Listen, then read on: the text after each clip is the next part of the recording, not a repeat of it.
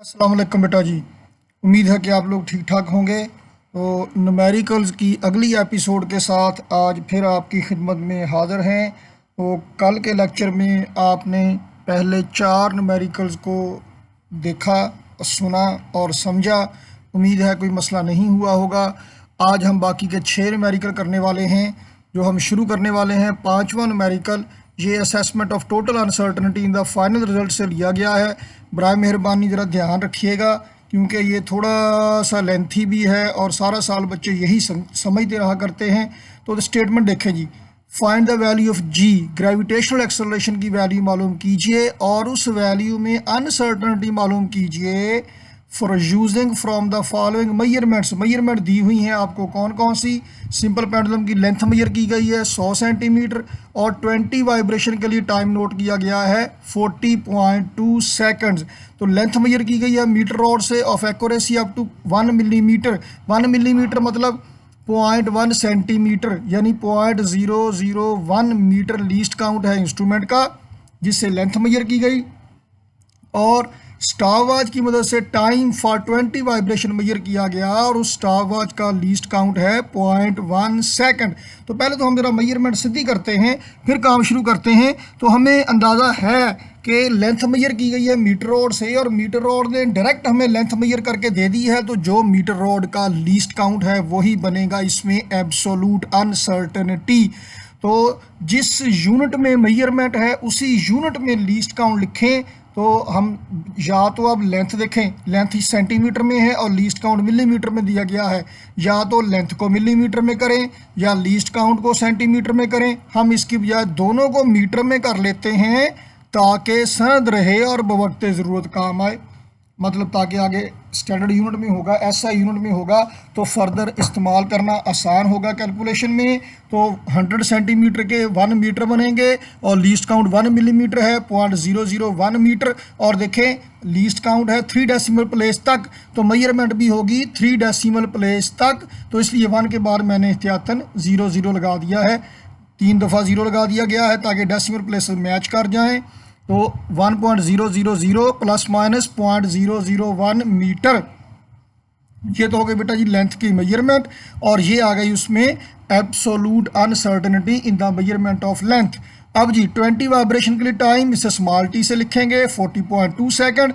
1 vibration के लिए time इसे कहेंगे time period. Time for 20 vibration divided by number of vibrations, तो ये डिवाइड हो के बन गया जी 2.01 सेकंड आ गया जी। देखिए ये आ गई अब time period, time required to complete 1 vibration. तो जनाब अब बारी बारी काम करें। एब्सोल्यूट अनसर्टेनिटी टाइम पीरियड में मेजर करें है कि ये लेंथ वाले पोर्शन में मेजरमेंट और एब्सोल्यूट अनसर्टेनिटी है। अब टाइमिंग एक्सपेरिमेंट में एब्सोल्यूट अनसर्टेनिटी कैसे मेजर करते हैं, लीस्ट काउंट को डिवाइड कर देते हैं नंबर ऑफ वाइब्रेशन के साथ। तो करें जी absolute uncertainty in time period is equal to, formula क्या है हमने पहले देखा हुआ है, least count divided by number of vibrations. Least count है स्टार वॉच का 0.1 सेकंड और नंबर ऑफ वाइब्रेशन है 20। तो आप देखें स्टार वॉच ने आपको टाइम पीरियड मेजर करके नहीं दिया, स्टार वॉच ने आपको 20 वाइब्रेशन के लिए टाइम नोट करके दिया है। 20 वाइब्रेशन के लिए टाइम आपने निकाला है इस फार्मूले से, ये निकला पड़ा है जी। तो इसलिए अब टाइम पीरियड की मेजरमेंट में जो एब्सोल्यूट अनसर्टेनिटी है वो भी फार्मूले से आएगी। तो अब ये फार्मूला लगा के ये आ गई जनाब absolute uncertainty in the measurement of time period 0.005 second absolute uncertainty आ गई। तो अब बेटा लिखें टाइम पीरियड को, T is equal to time period 2.01 second plus minus 0.005 second आ गई एब्सोल्यूट अनसर्टेनिटी टाइम पीरियड की मेजरमेंट में। 2 चीज़ें हमने मेजर की हैं जी की वैल्यू मेजर करने के लिए, सिंपल पेंडुलम की लेंथ और टाइम पीरियड जी की वैल्यू मेजर करेंगे। तो जो हमने मेजर किया है पहले मरहले में इसकी एब्सोल्यूट अनसर्टेनिटी हमने नोट करके लिख ली है, ठीक है जी। अब चले अगला प्रोसीजर करें, पहले सीधा सीधा काम करें। सिंपल पेंडुलम के टाइम पीरियड का फार्मूला देखें, इस फार्मूले से हम जी की वैल्यू मेजर करते हैं। T is equal to 2πl/g under root, equation की दोनों साइडों का स्क्वायर लीजिए, ये बनेगा T square is equal to 4π² l/g under root से स्क्वायर कट जाएगा। फिर जी को ले जाएं खब्बे पासे और बाकी रकमें ले जाएं सज्जे पासे, तो ये बन जाएगा जी इज इक्वल टू 4π² L/T² है, जो अभी अभी आपके सामने स्क्रीन पे हाईलाइट किया हुआ है। जी की वैल्यू है, वैल्यू पुट कीजिए 4 मल्टीप्लाइड बाय पाई का स्क्वायर मल्टीप्लाइड बाय लेंथ की वैल्यू कितनी है 1.000 डिवाइडेड बाय टाइम पीरियड का स्क्वायर 2.01 इसका स्क्वायर। तो ये बेटा जब जवाब आएगा ना, तो जवाब में आपने डेसिमल प्लेसेस या सिग्निफिकेंट फिगर उसके लिहाज से इसकी रिलायबिलिटी सेट करना है। और चूंकि इसमें आपने मल्टीप्लाई या डिवाइड किया है, तो रिजल्ट में आप नंबर ऑफ सिग्निफिकेंट फिगर्स का ख्याल रखेंगे। कैसे कि आप देखें रकमों में जो सबसे कम सिग्निफिकेंट फिगर हैं, ये लेंथ वाली मेजरमेंट है, इसमें 4 सिग्निफिकेंट फिगर हैं। टाइम पीरियड के मेजरमेंट में 3 सिग्निफिकेंट फिगर आए हैं, 2.01 है। बाकी पाई और 4 को काउंट नहीं करेंगे, ये कॉन्स्टेंट्स हैं। तो जवाब में कितने सिग्निफिकेंट फिगर होने चाहिए, एक में 4 है रकम में, एक में 3 है, जवाब में 3 होने चाहिए। तो 3 डिजिट तक हमने 3 सिग्निफिकेंट फिगर तक हमने जवाब रख लिया। जी की वैल्यू निकल आएगी। अब आप ये देखें कि जी की वैल्यू मेजर करने के लिए आपने क्या किया। जी की वैल्यू मेजर करने के लिए आपने लेंथ और टाइम पीरियड के स्क्वायर को डिवाइड किया। कॉन्स्टेंट्स के साथ क्या हुआ ये मसला नहीं है, अनसर्टेनिटी में उनका कोई रोल नहीं है कॉन्स्टेंट्स का। तो आपने एक रकम की पावर ली है 2 और दूसरी के साथ डिवाइड किया है।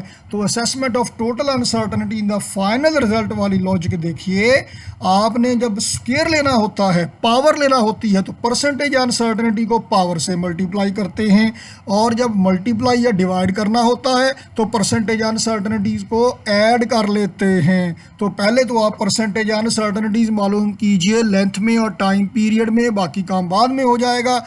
चलें जी मोअज़्ज़ज़ ख़ातिन हज़रात, आगे कार्रवाई शुरू करते हैं। देखें, percentage uncertainty in the measurement of length. चलो जी, क्या जवाब आएगा, एब्सोल्यूट अनसर्टेनिटी बटा मेजरमेंट ज़रब 100, ये आ गया जी 0.1%। और इसी तरह से बेटा percentage uncertainty in the measurement of time period, ये क्या हो गया जी, एब्सोल्यूट अनसर्टेनिटी 0.005 थी divided by measurement time period की 2.01 मल्टीप्लाइड बाय 100, ये आ गया जी 0.25%। ये मेजरमेंट्स में परसेंटेज अनसर्टेनिटी आ गई। अब क्या करें, टाइम पीरियड की ली है पावर, तो टाइम पीरियड की परसेंटेज अनसर्टेनिटी को पावर के साथ, टाइम पीरियड की पावर 2 ली गई है उसके साथ मल्टीप्लाई करेंगे और जमा कर देंगे। किस में जमा कर देंगे, ऐड कर देंगे जनाब आली ये लेंथ की परसेंटेज अनसर्टेनिटी में, क्योंकि उसके साथ डिवाइड किया गया है। तो डिवीजन और पावर 2 काम हुए हैं यहाँ पे। तो जी percentage uncertainty in the measurement of result g, gravitational acceleration की मेजरमेंट में परसेंटेज अनसर्टेनिटी कितनी होगी जी जनाब, लेंथ की मेजरमेंट में परसेंटेज अनसर्टेनिटी ठीक है, जिसमें डिवाइड किसके साथ डिवाइड किया था उसमें जमा करेंगे। टाइम पीरियड वाली रकम को परसेंटेज अनसर्टेनिटी को 2 से मल्टीप्लाई करेंगे, क्योंकि ये टाइम पीरियड की पावर थी। तो 0.25% को 2 से मल्टीप्लाई करके, जो कि टाइम पीरियड की पावर ली गई, जमा कर दिया। लेंथ की परसेंटेज अनसर्टेनिटी में 0.6% आ गई रिजल्ट में जी की वैल्यू में परसेंटेज अनसर्टेनिटी। तो जनाब रिजल्ट में परसेंटेज अनसर्टेनिटी आ गई। अब इसे एब्सोल्यूट अनसर्टेनिटी में कन्वर्ट करते हैं। Absolute uncertainty in the measurement of G is equal to क्या है जी, 0.6% अनसर्टेनिटी है, वैल्यू है 9.6। तो 9.76 में 6% कितना होया, 9.76 का 0.6%, 0.6% ऑफ 9.76, ये कितना हो गया जी 0.6%, मतलब 0.6 बटा 100 ज़रब 9.76। तो कर करा के जनाब कट कटा के जवाब आ गया है, ये एब्सोल्यूट अनसर्टेनिटी आ गई जी की। और मोअज़्ज़ज़ ख़ातिन हज़रात, आज का पहला न्यूमेरिकल इख्तिताम पजीर हुआ अल्लाह अल्लाह करके। तो जी की वैल्यू कितनी आ गई 9.76 प्लस माइनस 0.06 मीटर पर सेकंड स्क्वायर। तो अब हम चलते हैं आगे। छठा न्यूमेरिकल जी, डायमेंशन मालूम कीजिए और यूनिट मालूम कीजिए। डायमेंशन तो निकाल लेते हैं, आपने असाइनमेंट में भी कोशिश की है निकालने की। तो जी की वैल्यू कैपिटल जी है, ग्रेविटेशनल कांस्टेंट है। फार्मूला देखिए, gravitational force is equal to Gm1m2/r²। G को एक तरफ रखिए, बाकी रकम को उठा के दूसरी तरफ ले जाइए। तो डायमेंशन निकालिए, फोर्स के डायमेंशन मल्टीप्लाइड बाय r² के डायमेंशन डिवाइडेड बाय m1 और m2 डायमेंशन निकालिए। लिखिए फोर्स के डायमेंशन क्या है, ml पर T square multiplied by r फासला है, l स्क्वायर हो गए बटा m1 के डायमेंशन m, m2 के डायमेंशन भी m से m कट गया, लो जी g के डायमेंशन निकल आए। अब यूनिट कहा गया है, जो मोस्ट कॉमनली यूज्ड यूनिट्स हैं वो निकाल देनी है, बेस यूनिट निकालने का नहीं कहा। वैसे आप बेस यूनिट निकालेंगे वो भी ठीक है, लेकिन यहाँ पे जनरल यूनिट निकाल के ही गुजारा हो जाएगा। तो पहले की तरह जी को एक तरफ रखें, बाकी रकमों को दूसरे पासे ले जाएं। एफ के यूनिट न्यूटन, आर के मीटर हैं, आर स्क्वायर तो मीटर स्क्वायर बटा m1 m2 kilogram newton metre square पर किलोग्राम स्क्वायर। जी के यूनिट निकल आए हैं। आप बेस यूनिट निकालना चाहें तो न्यूटन के बेस यूनिट लिखिए और सिंप्लीफाई कर लीजिए। अल्लाह अल्लाह खैर सल्ला। आगे चलें जनाब, डायमेंशनल एनालिसिस से हमने प्रूव करना है कि ये इक्वेशन सही है। डायमेंशनल एनालिसिस के डिसएडवांटेजेस में हमने एक डिसएडवांटेज लिखा था कि जमा तफरीक वाली रकमों का सुराग नहीं मिलेगा इसकी मदद से। तो आइए देखते हैं क्या वो बात सही थी कि नहीं। क्वेश्चन की स्टेटमेंट क्या है, शो दैट, साबित कीजिए कि जो एक्सप्रेशन है, रकम है Vf is equal to Vi plus AT, first equation of motion है, प्रूव कीजिए कि ये डायमेंशनली करेक्ट है कि नहीं। यहाँ Vi इनिशियल वेलोसिटी है, कब, जब टाइम था 0 और टाइम बढ़ते t इज इक्वल टू 0 मतलब स्टार्टिंग टाइम, और A एक्सेलरेशन है, Vf है फाइनल वेलोसिटी जब टाइम बढ़ते बढ़ते 0 से बढ़ के t हो गया। तो बेटा इक्वेशन है Vf is equal to Vi plus AT।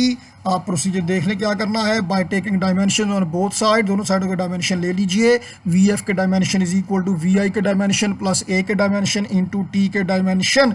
तो Vf चाहे वेलोसिटी इनिशियल हो या फाइनल हो, बकौल पाकिस्तानी सियासतदान कहते डिग्री तो डिग्री होती है, जाली हो या असली हो, तो वेलोसिटी होती है भाजी, चाहे इनिशियल हो या फाइनल हो, डायमेंशन उसके वेलोसिटी वाले ही होने हैं। तो Vf है जनाब L पर टी, Vi भी L पर टी होंगे प्लस L पर टी इंटू टी। तो L पर टी स्क्वेयर एक्सेलरेशन के डायमेंशन, T टाइम के डायमेंशन, L पर टी स्क्वेयर T की पावर यहाँ -2 है, यहाँ +1 है, ये कट कटा के हो गई सिंप्लीफाई करके T की पावर -1। तो राइट हैंड साइड पे देखें L पर टी प्लस L पर टी, ये गुस्से में आके 2L पर टी नहीं लिख देना, क्यों, L पर टी वेलोसिटी का डायमेंशन है प्लस L पर टी फिर वेलोसिटी का डायमेंशन है। तो वेलोसिटी में वेलोसिटी जमा करें, 2 वेलोसिटी नहीं आएगा, चीनी में चीनी जमा करें, जवाब चीनी आएगा, जापानी नहीं आएगा। 2 किलोग्राम चीनी में 2 किलोग्राम चीनी जमा करें तो 4 किलोग्राम चीनी होगी। ये क्वालिटेटिव मेथड नहीं है, 2 किलोग्राम चीनी जमा 2 किलोग्राम चीनी 4 किलोग्राम बनेगी, ये क्वांटिटेटिव है, क्वालिटेटिव नहीं है। जबकि डायमेंशन का तरीका सिर्फ ये बता रहा है कि चीनी में चीनी जमा करें, जवाब क्या आएगा जी, चीनी, कितनी चीनी पता नहीं कितनी चीनी। तो क्वालिटेटिव एनालिसिस में हम कहेंगे वेलोसिटी में वेलोसिटी जमा करें, जवाब में वेलोसिटी ही होगी। तो L पर टी प्लस L पर टी क्या होगा, जवाब आएगा L पर टी। ज़्यादा कॉन्शियस हैं आप तो लिख दीजिए कांस्टेंट इंटू L पर टी, पता नहीं कितना कांस्टेंट है। तो इसका मतलब है कि दोनों साइडों पे डायमेंशन सेम है, न्यूमेरिकल वैल्यू खसमनु खाए। तो hence the given equation is dimensionally correct. Dimension से हमने साबित कर दिया। अब अगर नहीं बाकी कोई पता नहीं, जैसे मैं लेक्चर रिकॉर्ड करके अपलोड करके सुकून से बैठ जाता हूँ कि जी मैंने कर दिया, बच्चों ने देख लिया और समझ आ गई, अल्लाह अल्लाह खैर सलाह। कोई सवाल आप पूछेंगे तो पता चलेगा, नहीं पूछेंगे तो आप फिर ज़ाहिर है घर आके तो मैंने आपसे नहीं पूछा, दरवाज़ा खड़का के काका क्या बात है, समझ आई है कि नहीं आई। आप कुछ पूछेंगे तो फिर ही है।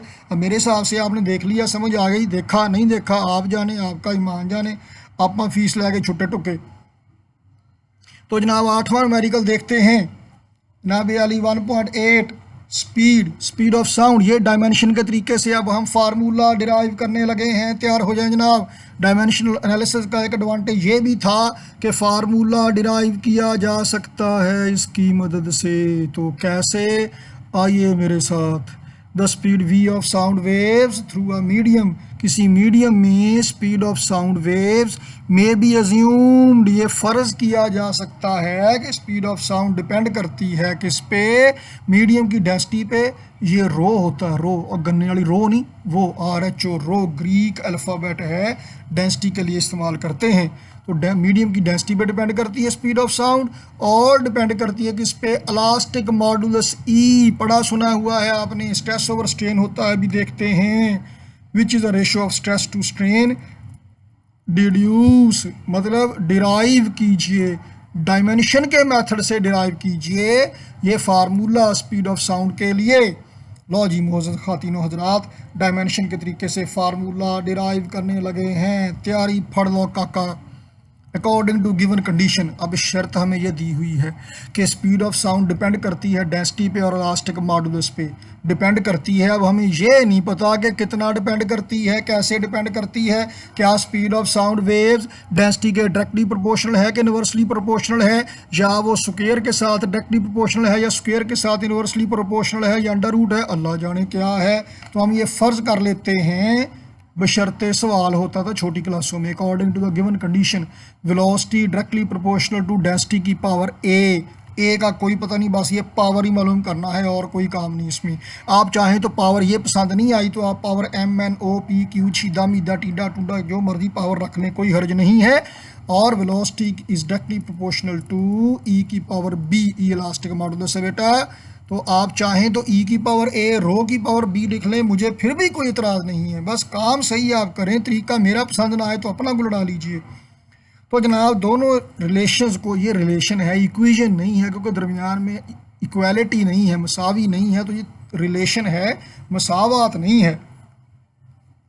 तो जनाब दोनों रिलेशंस को हम कंबाइन करते हैं तो velocity directly proportional to rho की पावर ए ई की power b, this implies that, ये सैम्पल होता है इम्प्लाइज दैट कि v is equal to proportionality ख़त्म करें कांस्टेंट रो की पावर a e की पावर b, ये बन गई बेटा जी इक्वेशन नंबर 1। ये कांस्टेंट ऑफ प्रोपोर्शनैलिटी यहाँ पे कुछ है। डायमेंशन के तरीके में हमने ये भी बात की थी कि इस तरीके में प्रोपोर्शनैलिटी कांस्टेंट का पता नहीं चल सकेगा। देखते हैं क्यों नहीं पता चल सकेगा।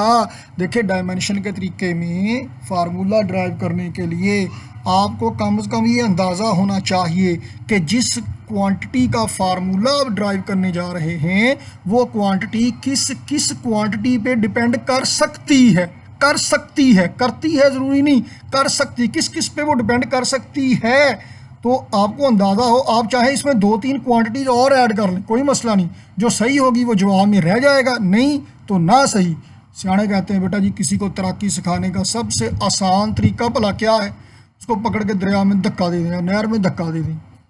अब अगर उसमें कोई हिम्मत होगी, थोड़ी बहुत कोई पोटेंशियल होगा तो तैर के ऊपर आ जाएगा, नहीं तो आप पे डूब जाएगा, खसमन खाए। तो मैंने इस छोटे से टॉपिक पे ना शुक्र अदा करने के टॉपिक पे एक वीडियो भी अपलोड की थी, उसमें भी यही बात है कि हर साल करोड़ों लोग खेलने की नीयत करते हैं, सामान ख़रीदते हैं, लेकिन उनमें चंद एक होते हैं जो सिरे पहुंचने में कामयाब होते हैं। तो यहाँ भी ऐसा ही होगा, बहुत सारी फिजिकल क्वांटिटीज़ पे डिपेंड कर सकती है velocity of sound through any medium. आप जितनी मर्जी क्वांटिटीज इस पे रख लें, जो सही होंगी जवाब में वही पहुंचेंगी, बाकी सही रास्ते में ही गिर गिरा जाएंगी। बहरहाल अब चलते हैं इक्वेशन नंबर 1 से आगे। लो जी कांस्टेंट रो की पावर ए ई की पावर बी इक्वेशन 1 हो गई। अब क्या करें, डायमेंशन के तरीके से फार्मूला डिराइव करना है। तो जनाब by taking dimensions on both sides of equation number 1, लो जी लेफ्ट हैंड साइड पे वेलोसिटी के dimension equal to right hand side पे कांस्टेंट, तो कांस्टेंट अल्लाह जाने कौन है, रो की पावर ए के डायमेंशन इंटू ई की पावर बी के डायमेंशन, इक्वेशन 2 आ गई। लो जी रो और इलास्टिक मॉडुलस के डायमेंशन अलग-अलग से हम कैलकुलेट करते हैं, फिर लिखेंगे इक्वेशन नंबर 2 में। आइए मेरे साथ, एज रो का फार्मूला लिखिए जो भी आपको आता है। डेंसिटी मैस बटा वॉल्यूम, तो डेंसिटी के डायमेंशन हुए मैस के डायमेंशन डिवाइडेड बाय वॉल्यूम के डायमेंशन, तो rho is equal to M over L cube. Mass के डायमेंशन एम, वॉल्यूम लंबाई चौड़ाई ऊंचाई L L L L cube, तो एम एल की पावर -3 आ गया, एल की पावर 3 थी ऊपर जाके -3 हो गई, ये होगा जी एम एल की पावर -3। इसे इक्वेशन नंबर 3 कह लीजिए बेटा। अब इलास्टिक मॉडुलस के डायमेंशन लीजिए, फार्मूला लिखिए, ये है स्ट्रेस ओवर स्ट्रेन, तो स्ट्रेस और स्ट्रेन के डायमेंशन अलग-अलग से निकालेंगे। ई इलास्टिक मॉडुलस के dimension is equal to stress के डायमेंशन डिवाइडेड बाय स्ट्रेन के डायमेंशन, इसे कह लें इक्वेशन नंबर 4। अलग-अलग कैलकुलेट कर लीजिए, आप डायरेक्ट भी लिख सकते हैं, लेकिन ये चूँकि पहली दफ़ा सिचुएशन सामने आई है तो बेहतर हम कैलकुलेट करके लिख लें, ज़रा अच्छी बात होगी। स्ट्रेस के dimension is equal to stress is equal to force बटा एरिया, तो फोर्स के डायमेंशन बटा एरिया के डायमेंशन ये आ गए जनाब मोअज़्ज़ज़ ख़ातिन हज़रात। उम्मीद है कि आप मेरे साथ ही होंगे अभी तक। एम पर एल पर टी स्क्वायर। लो जी, ये हो गया जनाब स्ट्रेस के डायमेंशन। स्ट्रेन के डायमेंशन, स्ट्रेन क्या है बेटा? दो एक जैसी क्वांटिटीज़ के दरमियान रेशो है चेंज इन वॉल्यूम बटा ओरिजिनल वॉल्यूम। तो स्ट्रेस के डायमेंशन क्या हुए? Delta we. डेल्टा चेंज के लिए लफ्ज़ इस्तेमाल करते हैं। चेंज इन वॉल्यूम के डायमेंशन डिवाइडेड बाय वॉल्यूम के डायमेंशन। वॉल्यूम में तब्दीली आए तो वॉल्यूम ही रहता है ना। सियाने कहते हैं कि बंदर का बच्चा दरख्त से भी गिर जाए रहता बंदर का बंदर ही है।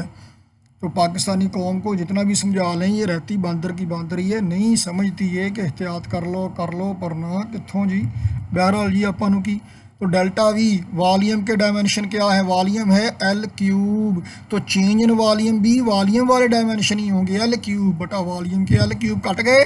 डायमेंशन लेस क्वांटिटी है स्ट्रेन। तो जनाब आलिया अब स्ट्रेस के डायमेंशन और स्ट्रेन के डायमेंशन इक्वेशन नंबर 4 में पुट कीजिए और याद रखिए स्ट्रेस इक्वेशन 5 आपके सामने है। स्ट्रेस के डायमेंशन, प्रेशर के डायमेंशन, इलास्टिक मॉडुलस के डायमेंशन एक ही होते हैं।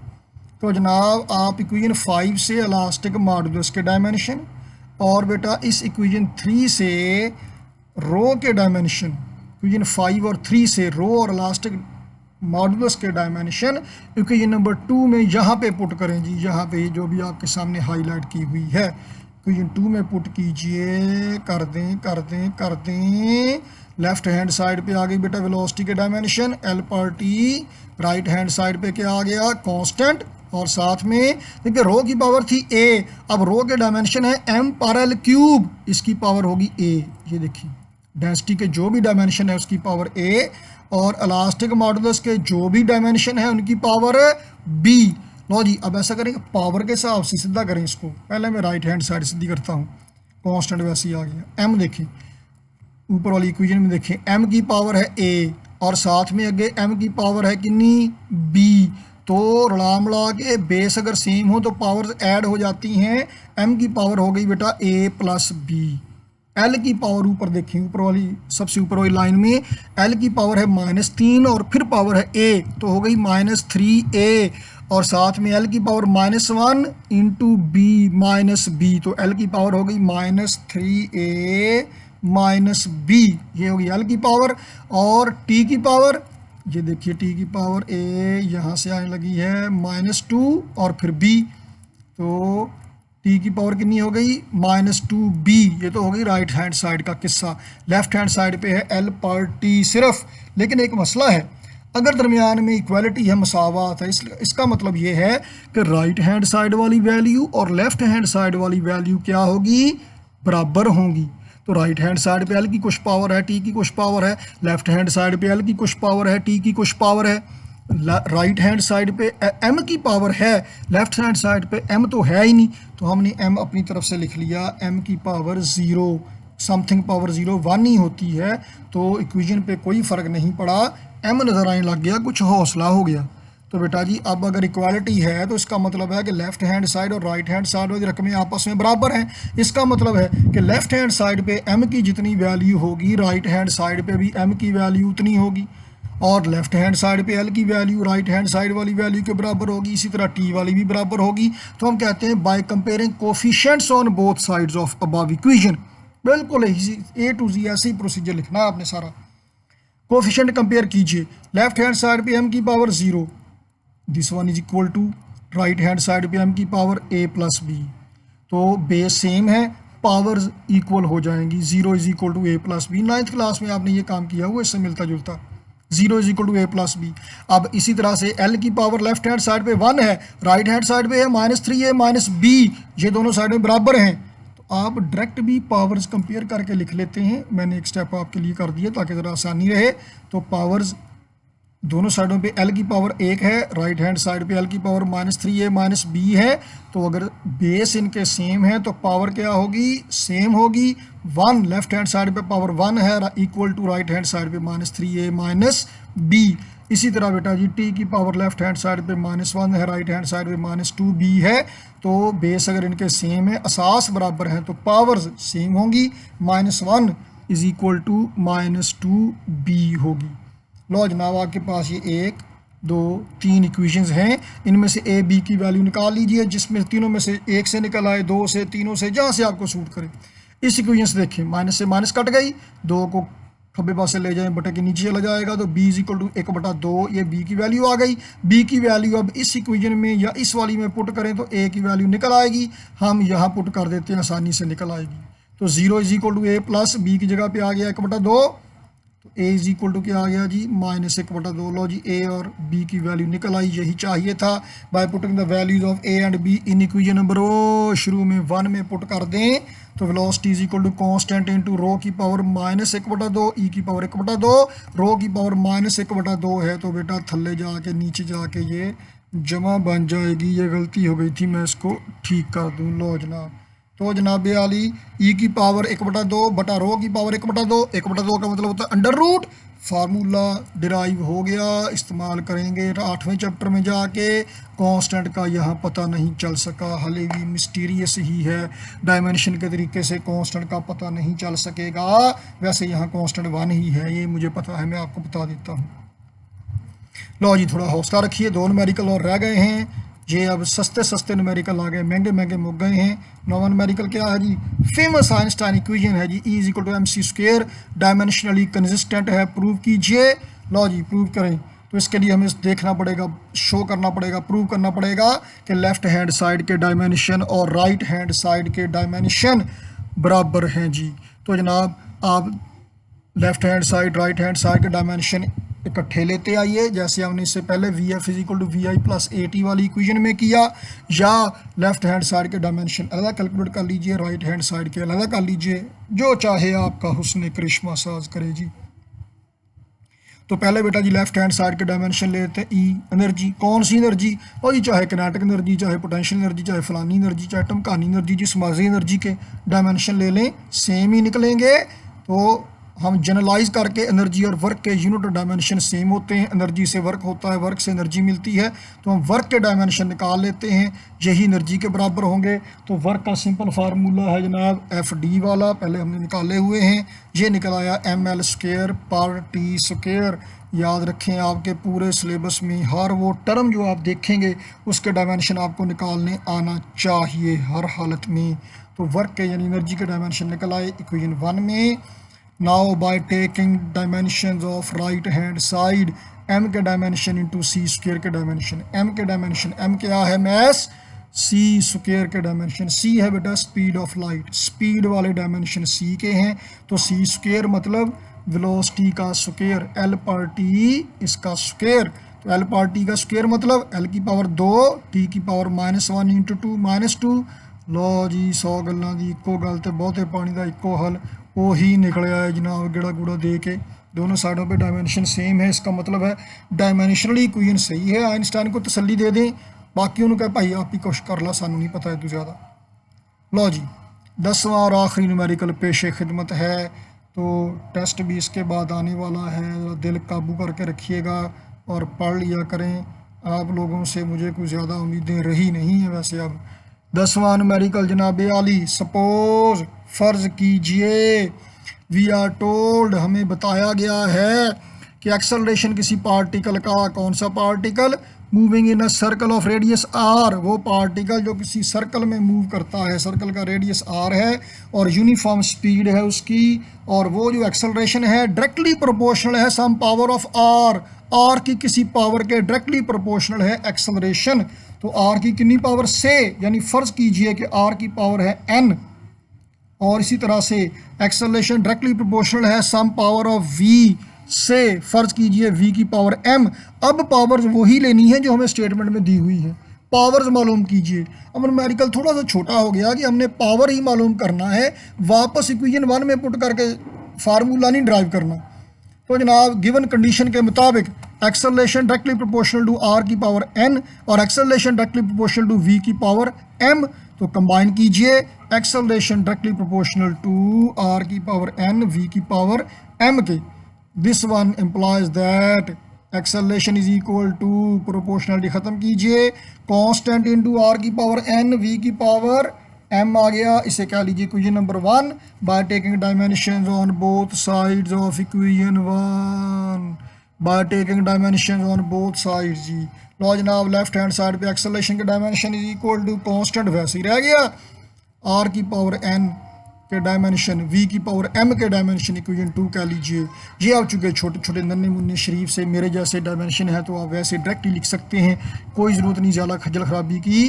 तो लेफ्ट हैंड साइड पे एक्सेलरेशन के डायमेंशन आ गया एल पावर टी स्क्वायर, और राइट हैंड साइड पे कांस्टेंट इनटू आर क्या है लेंथ वाले लेंथ की डायमेंशन आ गई जनाब एल पावर एन, और एल पावर टी वेलोसिटी की डायमेंशन है, पावर आ गई जनाब एम। लो जी मोअज़्ज़ज़ ख़ातिन व हज़रात थोड़ा सा काम रह गया, हौसला रखें बस। L power T square is equal to क्या आ गया कांस्टेंट एल की पावर एन और एल की पावर है एम, तो एल की पावर एम प्लस एन या एन प्लस एम आपकी मर्जी। तो टी की पावर -1 इंटू एम, टी की पावर -m हो गई जी। तो कोएफिशिएंट कंपेयर कीजिए, लेफ्ट हैंड साइड पे एल की पावर 1 है equal to right hand side पे एल की पावर m प्लस n, तो बेस बराबर है, पावर्स को जमा कर लीजिए, सॉरी पावर को इक्वेट कर लीजिए, तो बेस सेम है पावर भी सेम होगी, 1 is equal to m plus n, तो टी की power -2 is equal to T की पावर -m, बेस सेम है पावर सेम होगी, -2 is equal to -m, minus से माइनस कट गया तो बाकी क्या बचा m is equal to 2, power निकल आई 1, m की वैल्यू पुट कीजिए बेटा इस इक्वेशन में, तो m की जगह पे आ गया 2, 1 is equal to 2 plus n, तो n is equal to 1 minus 2 -1। लो जी पावर्स निकल आई हैं, न्यूमेरिकल में जो पूछा था अल्हम्दुलिल्लाह हमने पूरा कर दिया है। और अब आप ये वैल्यू वैसे इक्वेशन 1 में पुट करेंगे तो acceleration v square over R centripetal acceleration निकल आएगा।